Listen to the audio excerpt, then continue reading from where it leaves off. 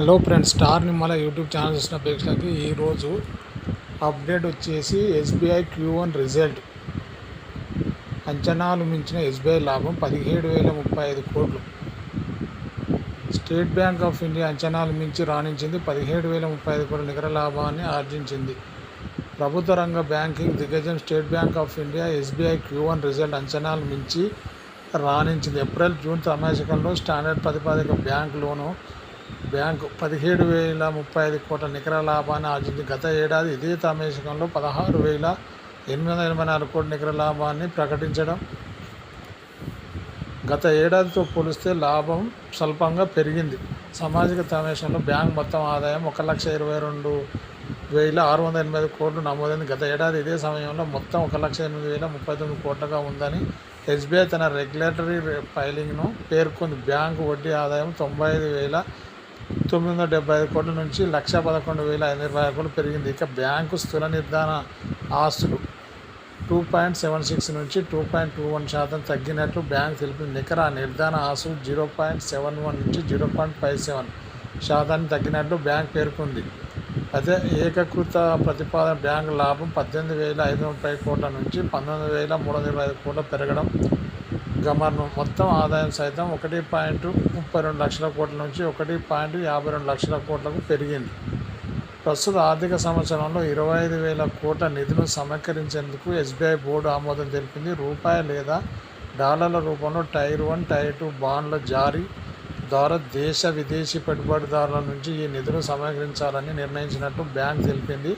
దీనికి కేంద్ర ప్రభుత్వం ఆమోదం లభించవలసి ఉందని పేర్కొంది.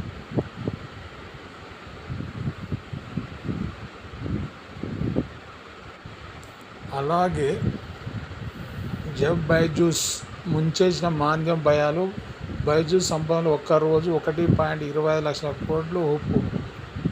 అమెజాన్ అధినేత బైజూస్ సంపద ఒక్క రోజు భారీ కరిగిపోయింది. అమెరికా షేర్లు భారీగా పతనమైందుకు కారణం మాంద్యం భయాలు. అమెరికా మార్కెట్లు ముంచేసే అంతర్జాతీయ భౌగోళిక అంచిత అగ్రరాజ్య సూచీలు భారీగా పతనమయ్యాయి.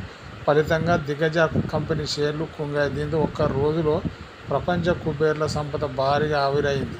ముఖ్యంగా కామర్స్ దిగ్గజం అమెజాన్ షేర్లు పతనంతో సంస్థ అధినేత బైజూస్ సంపదలో ఏకంగా 1.20 లక్షల కోట్లు ఆవిరాయి. అంటే శుక్రవారం అమెరికా కాలమాన ప్రకారం నాటి ట్రేడింగ్ అమెజాన్ షేర్లు 8.8% మేర నష్టాలను చవిచూశాయి. అంటే దీంతో బైజూస్ నికర సంపాదన $15.2 బిలియన్ మేర తగ్గి $191.5 బిలియన్ పడిపోయిందని బ్లూంబర్గ్ బిలియనీర్ సూచి వెల్లడించింది. అమెజాన్ అధిపతి ఒక రోజులో ఈ స్థాయి నష్టం చూడడం ఇది మూడవసారి కావడం గమనం.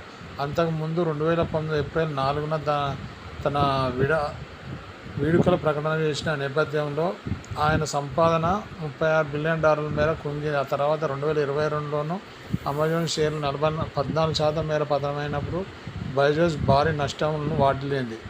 ఇక శుక్రవారం ఒక్క రోజులో 500 మంది అత్యంత సంపన్నుల మొత్తం నికర సంపదలో ఏకంగా $134 బిలియన్ మేర ఆవిరైంది. అంటే బిలియనీర్ల Elon Musk $6.6 billion, Oracle corporation సహా వ్యవస్థాపకుడు లారీ ఎల్లిస్కు $4 బిలియన్ నష్టాన్ని చవిచూశాయి. మేటా అధిపతి మార్క్ జుకర్బర్గ్, గూగుల్ సహా వ్యవస్థాపకులైన బ్రిన్ డారీ పేజ్ $3 బిలియన్ చొప్పున కోల్పోయారు. అంటే ఇది మన బిలియనీర్ సూచి ప్రకారం ప్రస్తుతం $230 నికర సంపదతో టెస్లా అధినేత ఎలాన్ మస్క్ ప్రపంచ కుబేర్ల జాబితాలో అగ్రస్థానంలో ఉన్నారు. బైజూస్ రెండో స్థానంలో ఉండగా $182 బిలియన్ బర్నార్డ్ అర్నాల్డ్ మూడో స్థానంలో కొనసాగుతున్నారు. ఇకపోతే జుకర్బర్గ్, బిల్ గేట్స్ తర్వాత స్థానాల్లో ఉన్నారు. ఇది ఫ్రెండ్స్ ఈరోజు నా అప్డేట్. మన స్టార్ నిమ్మల యూట్యూబ్ ఛానల్ ఎవరైనా సబ్స్క్రైబ్ చేయండి, లైక్ చేయండి, షేర్ చేయండి. మంచి వీడియోతో మళ్ళీ కలుద్దాం. జై హింద్. Hello friends, star